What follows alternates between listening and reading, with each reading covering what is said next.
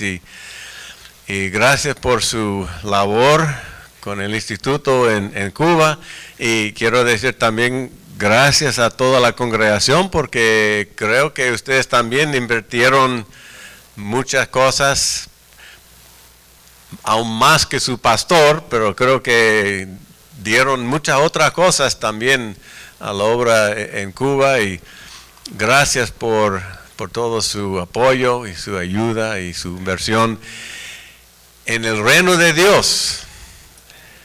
Y cada inversión que hacemos en el reino de Dios da resultados eternos. Algo que están sembrando semillas que van a producir resultados en el cielo. Yo he sido ministro cuadrangular este año, hace 43 años como ministro cuadrangular. Y en los 43 años, 22 de ellos tengo viviendo afuera de Estados Unidos, en países latinos. Yo comencé en Panamá. ¿Hay algún panameño aquí? ¿No tienen ningún panameño? Y ellos querían dejarme. Yo fui soltero. Y en aquel entonces el director de misiones dijo: ¿usted quiere quedar aquí en Panamá? Porque yo fui por un año nada más. Y yo dije: sí, pero tengo una obligación, tengo un compromiso, tengo que regresar a Estados Unidos, porque la noche antes de irme a Panamá, yo entregué un anillo a una muchacha cubana. ¿Hay algunas cubanas aquí? Tampoco. Y yo tengo que volver y casarme con ella. Y entonces dije: no, si usted se va a casar, no puede quedar en Panamá, tiene que establecer primero su matrimonio y luego pueden ir. Pues regresamos, nos casamos, comenzamos a pastorear allá en el noroeste de Estados Unidos, cuando Raimundo Díaz, ¿cuántos conocen a Raimundo Díaz? Algunos de ustedes. Llegó a Los Ángeles para ser pastor de Angeles Temple, y en aquel entonces mi suegro, Dionisio Brache, era miembro de la iglesia y un pastor asistente también. Y Raimundo, como recién llegó aquí, no hablaba nada de inglés, dijo: mire, yo necesito un pastor asociado que habla inglés, que puede representarme ante la congregación angla y la oficina central. Y nos extendió la invitación. Y como tuvimos corazón misionero y queríamos trabajar con el pueblo hispano, fue una oración fuerte pidiendo la dirección del Señor. Estuvimos en Idaho pastoreando una iglesia, y el Señor nos soltó y vinimos aquí a Los Ángeles para ayudar en Angeles Temple con Pastor Raimundo. Y ahí es donde nació nuestra primera hija. Luego fuimos a pastorear en Texas, y pastoreando en Texas nos llamaron de Los Ángeles diciendo que habíamos sido nombrados misioneros a México. ¿Cuántos son de México? Yo creo que yo sabía que uno o dos iban a estar de México, ¿no? Y entonces fuimos a Monterrey. ¿Alguien de Monterrey? Y comenzamos en Monterrey. Luego fuimos a la Ciudad de México para plantar una iglesia. Y tuvimos un corazón pegado a México. Y estuvimos bien contentos ahí, pero llegó el momento cuando tuvimos que regresar por una visita aquí. Y cuando entré al departamento de misiones, el director dijo: mire, usted no va a regresar a México, te voy a mandar a Venezuela. ¿Algún venezolano aquí? Tampoco. Y entonces fuimos a Venezuela para servir. Y entonces el Señor nos mandó otra vez a Estados Unidos. Estuvimos ahí pastoreando y yo pensé, pues vamos a estar aquí el resto de la vida. Cuando el Señor comenzó a mover en el corazón, y yo dije, Señor, yo sé lo que es este mover en mi corazón, pero yo no voy a hacer nada, tú tienes que hacer todo. Y sonó el teléfono y fue el director de misiones diciendo, mire, quiero que vaya a Puerto Rico para supervisar toda la obra del Caribe. Y ya tenemos 12 años viviendo en Puerto Rico. ¿Algún puertorriqueño aquí? Pues hemos ministrado en Colombia, colombiano, y en Ecuador.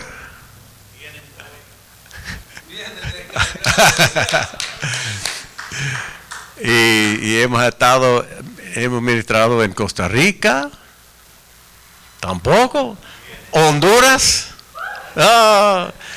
incluso la iglesia en Oregon, donde estuvimos pastoreando por 8 años, está bien involucrado en el orfanato Didasco, que está fuera de Tegucigalpa, que trabaja mucho ahí en Honduras. Yo he estado en todos los países de Centroamérica, menos Nicaragua. Algún nicaragüense, ¿no?, que me va a invitar, porque no conozco Nicaragua todavía. Pero ya tenemos mucho tiempo ministrando y ustedes son mi gente, pues yo tengo corazón hispano, ¿no? Pero cuando yo sentí el llamado al ministerio, fue un llamado misionero. Y todo el tiempo que yo estaba estudiando en el Instituto Bíblico, y dije, yo quiero ser misionero. Y eso es lo que el Señor puso en mi corazón. Y no sé si aquí en esta iglesia ustedes dan ofrenda misionera a FMI, pero estamos muy agradecidos, sí, por la ofrenda y las oraciones que nos dan, porque la iglesia cuadrangular es una iglesia misionera. Y ahora está creciendo y sigue creciendo hasta que ya tenemos 100,000 iglesias alrededor del mundo. Pertenecemos a una familia grande y creciente. Hay otras iglesias que están disminuyendo, pero la iglesia cuadrangular sigue extendiendo. Y hay muchas iglesias donde no podemos hablar de ellas porque están en países musulmanes.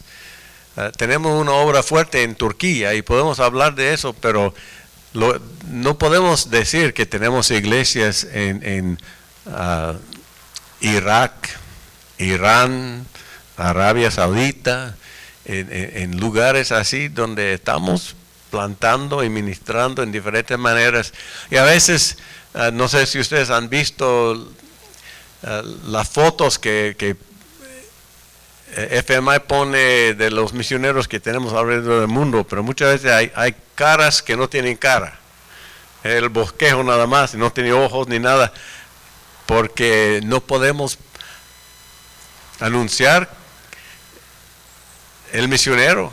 Tenemos misioneros que no pueden usar su propio nombre. Tenemos misioneros que están en lugares muy peligrosos y no podemos hablar de ellos, porque si el gobierno se entera que están ahí, los matan. Pero porque la palabra dice que tenemos que predicar el evangelio ¿a quién? A todo el mundo, toda criatura. Y entonces, si Cristo va a venir otra vez, tenemos que predicar a los musulmanes. El evangelio tiene que ser predicado a los hindúes, a esos países. Y nosotros con la ayuda de las iglesias, con sus oraciones y con sus ofrendas, estamos penetrando la oscuridad y las tinieblas de este mundo, y estamos muy agradecidos por su apoyo en eso.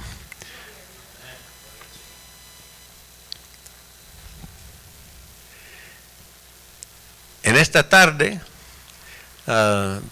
quiero que abren sus Biblias a un pasaje bien conocido en San Lucas capítulo 8.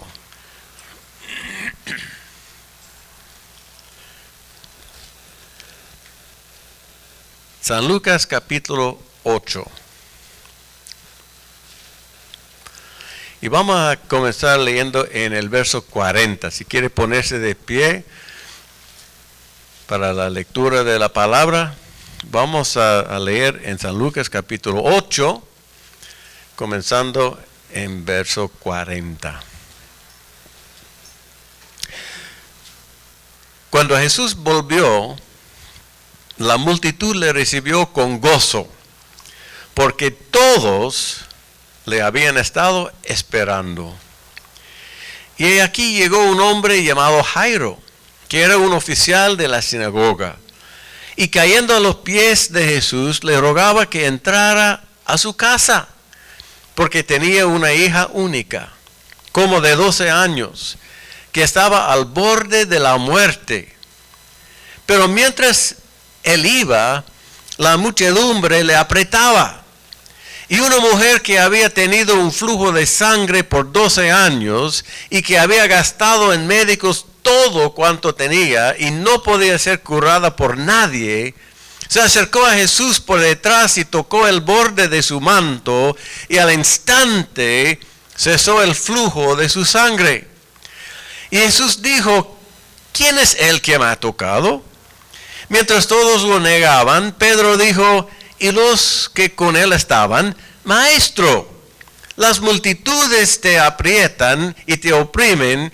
Pero Jesús dijo: alguien me tocó, porque me di cuenta que de mí había salido poder.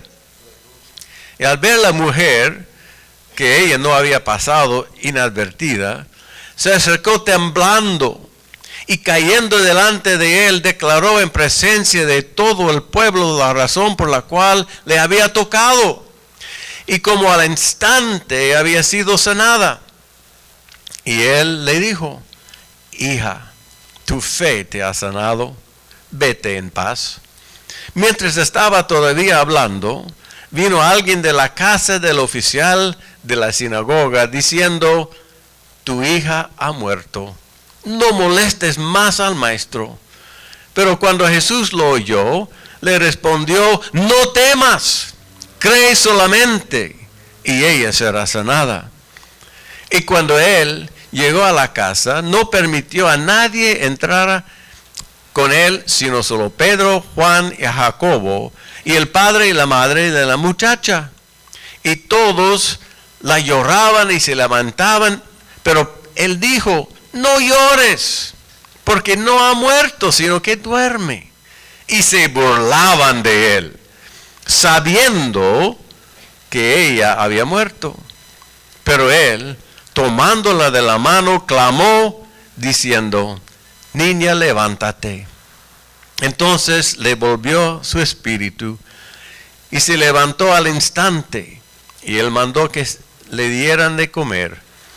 Y sus padres estaban asombrados, pero él les encargó que no dijeran a nadie lo que había sucedido. Oremos. Gracias, Señor, por tu palabra, que es una palabra viva. Gracias por tu Espíritu Santo, que da unción a la palabra, pero que también pedimos que tu Espíritu Santo toca nuestros corazones para recibir la palabra, que toca nuestras mentes para que entendamos la palabra. Y ayúdanos, Señor, poner en práctica y responder a tu palabra. Háblanos en esta tarde y haz tu obra en cada vida. En el nombre de Cristo Jesús. Amén. Y amén. Pueden tomar su asiento. Y yo voy a tomar un poco de agua.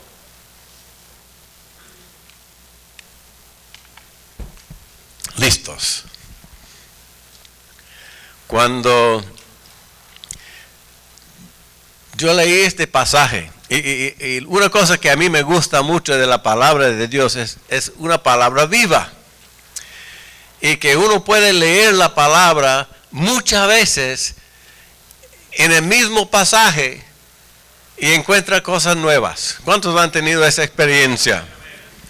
Que uno está leyendo y dice que yo he leído este pasaje muchas veces y de repente algo que no, ay, ¿dónde? Nunca he visto eso antes. Y yo estaba leyendo este pasaje cuando algo me impresionó que no había visto antes. Y es en el verso 40, donde dice que Jesús volvió y la multitud le recibió con gozo. Y la parte que saltó de la página fue esto: porque todos le habían estado esperando. Y otra versión, y creo que fue la versión que yo estaba leyendo en aquel momento, dice, y todos le esperaban. Y cuando yo vi eso, todos le esperaban. Yo comencé a mirar, imaginar la congregación, porque dice que fue una multitud, una muchedumbre. Entonces pienso yo que habían cientos de personas, si no miles, no sé, pero un grupo bastante grande, ¿no? Que habían venido para recibir a Cristo. Dice que lo recibieron con gozo.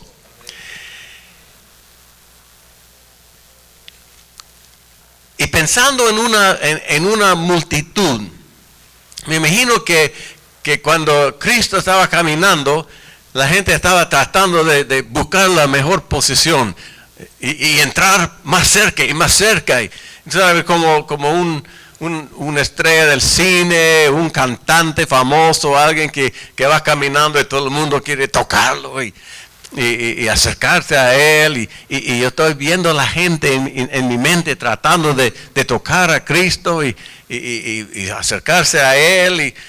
Y me imagino que había mucho ruido de voces, que gente hablando y haciendo preguntas, y qué piensas de Jesús, y qué va a hacer esta vez, yo recuerdo cuando él hizo esto, y mucha gente hablando, y mucho ruido. Pero realmente no sabemos exactamente lo que estaba pasando en esa multitud. Pero lo que sí sabemos es que todos estaban esperando a Jesús, que todos le esperaban. Y entonces hice una pregunta: si todos le estaban esperando, ¿qué es lo que estaban esperando? ¿Qué es lo que esperaban? Tal vez algunos esperando oír un buen mensaje, una buena predicación. O tal vez querían oír una nueva parábola. Quizás otros que esperaban ver un milagro o sanidades. O otros que esperaban ver demonios salir de las personas. O esperaban ver tal vez un conflicto entre Jesús y los líderes religiosos. No sabemos realmente lo que esperaban, pero dice que todos le esperaban. Pero lo que sí sabemos, no creo que todos estaban esperando la misma cosa. Pero sabemos que habían 2 personas que esperaban un milagro. Pero cuando leemos la palabra, siempre es bueno no solamente hacer preguntas de ellos, pero tenemos que hacer preguntas para nosotros también. Y entonces quiero hacer una pregunta. ¿Qué es lo que usted está esperando hoy? Cuando usted vino a la iglesia hoy, ¿qué es lo que esperaba? ¿O qué es lo que están esperando? Porque esa es una pregunta importante. 2 personas en esa multitud estaban esperando un milagro. Pero yo comencé a pensar, si era una multitud tan grande, ¿cuántos necesitaban un milagro? 2 esperaban un milagro, pero ¿cuántos necesitaban un milagro? Y entonces quiero hacerles otra pregunta. ¿Cuántos de ustedes necesitan un milagro? Mira, hay más que 2 aquí, ¿no? Que levantaron la mano y dicen, yo necesito un milagro. Si en esta congregación, esta tarde, hay más que 2 que necesitan un milagro, yo creo que en aquel día, entre esa multitud, había más que 2 que necesitaban un milagro. Pero ¿por qué solo 2 recibieron un milagro? Y yo creo que es porque solo 2 esperaban un milagro. Los otros estaban esperando otra cosa. Porque ¿cuántas veces encontramos en la Biblia que uno fue rechazado por Jesús cuando pidieron un milagro? Podemos leer en algún lugar a alguien que se acercó a Jesús diciendo, mira, Señor, sáname. No, hoy no te toca a ti. Ay, Señor, necesito un milagro. No, para ti no, porque tú no eres digno. No, Jesús nunca rechazó a nadie. En algunas ocasiones dice que sanó a todos. Y el único lugar donde dice que no sanó es por su incredulidad, no podía hacer muchos milagros. Pero sanó los que tenían fe. Y entonces yo creo que la razón por la cual solo 2 recibieron su milagro es porque solo 2 tenían la fe y la esperanza de buscar su milagro. Y los otros querían ver a Jesús, pero no vinieron con una esperanza de recibir su milagro. Y yo creo que una de las razones, tal vez, porque no vemos más milagros en la iglesia, es porque no venimos a la iglesia esperando más milagros. ¿Están conmigo?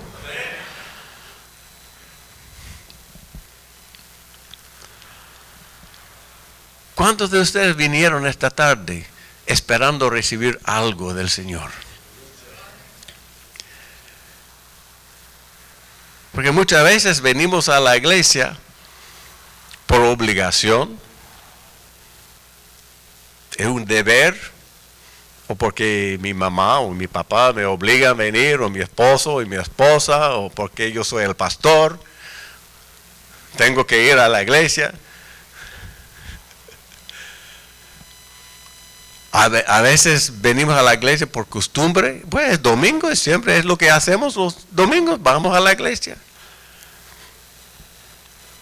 O a veces venimos a la iglesia porque pues nos toca las alabanzas.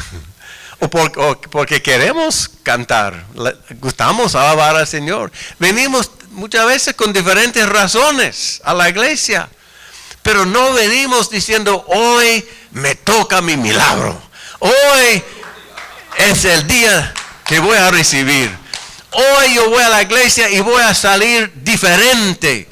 No venimos con esa expectativa, esa esperanza de recibir algo, y por eso no recibimos nada. ¿Están conmigo todavía? Tenemos que cambiar nuestra mente y decir, hoy es domingo, vamos a ver milagros.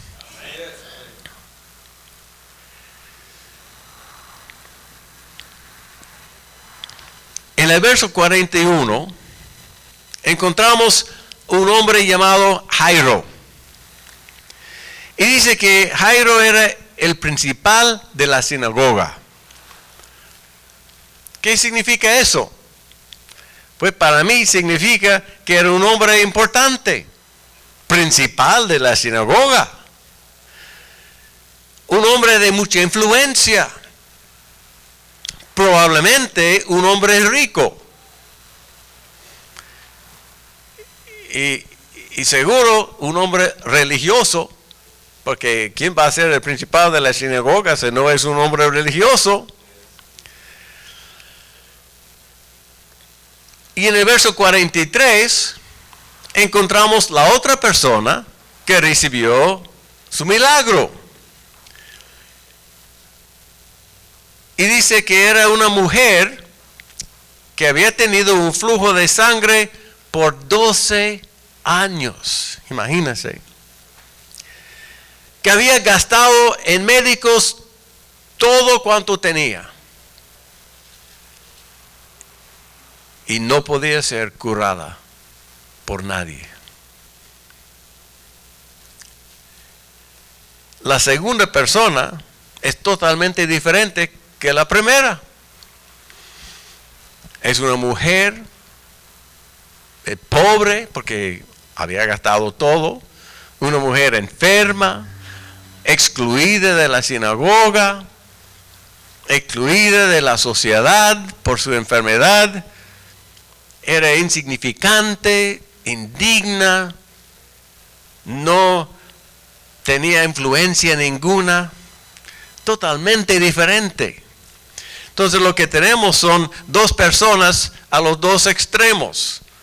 Uno hombre, otra mujer. Y en aquel tiempo la mujer no era nada importante, era como propiedad del hombre, casi como un animal. No tenían derechos. Entonces, hombre y mujer, rico y pobre, religioso y excluida de la adoración por su condición, que era inmunda y no podía entrar en la sinagoga. Hombre importante, mujer insignificante. Pero los dos tenían algo en común. Los dos necesitaban un milagro y los dos eran desesperados.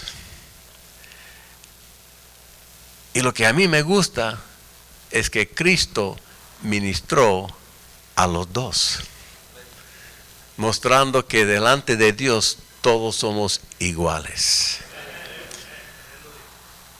Yo creo que quizás algunos pensaban, mira, Cristo va con él porque él es un hombre importante. Cristo va con él porque él es el principal de la sinagoga. Cristo va con él porque es rico, tiene dinero, puede sostener su ministerio. Quizás las personas estaban pensando eso. Yo creo que por eso la mujer entró en la historia, para mostrar que Cristo no está mirando al externo, si está mirando al corazón. Que delante de la cruz del Calvario todos somos iguales.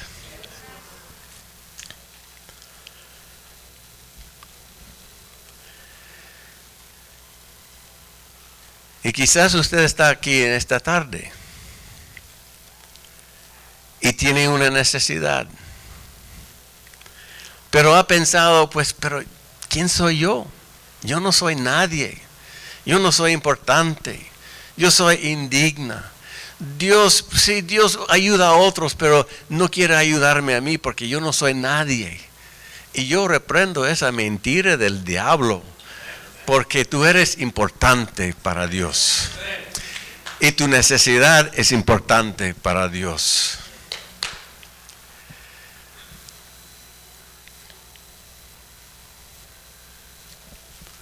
Dios está interesado en ti. Y por eso yo creo que la iglesia tiene que tener la puerta abierta a cualquier persona que entra por la puerta. Que no podemos decir, no, tú sí y tú no. Si alguien entra sucio, este es el lugar para ellos. Porque Dios es un Dios de misericordia y nosotros tenemos que ser misericordiosos también. Y nosotros no somos los jueces, Él es el único juez. Y tenemos que recibir a